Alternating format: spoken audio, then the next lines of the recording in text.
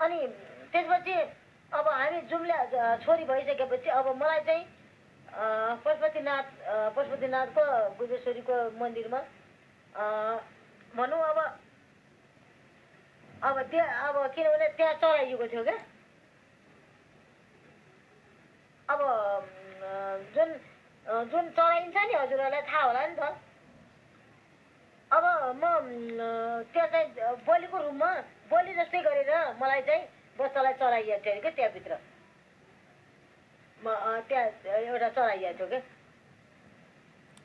अनि मेरो सत्यदेवी आमाले नि अनि आशीर्वाद दिएर अनि चाहिँ आशीर्वाद दिएर चाहिँ मलाई चाहिँ मान्छे प्रकट उतिखेर प्रकट भएर अनि चाहिँ मलाई लगेर पालन पोषण गरियो।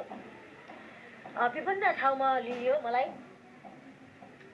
अब कति मठ मन्दिरमा लियो, कति चाहिँ अब यस्तो भिर पङ्खराहरू भिरमा पनि लग्यो। अब ठाउँ ठाउँमा लियो मलाई होइन।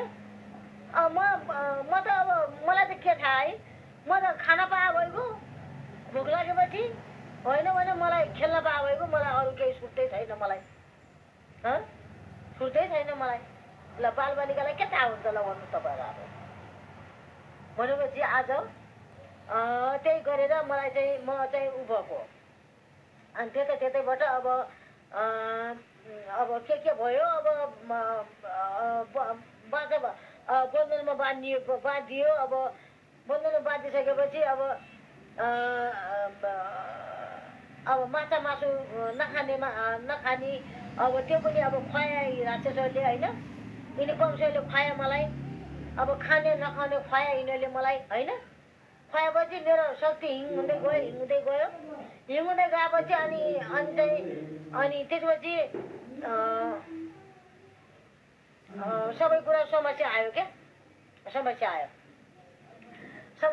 अनि त्यहाँबाट अब भन्दाखेरि अनि यहाँ जुन मेरो बाबुआमाले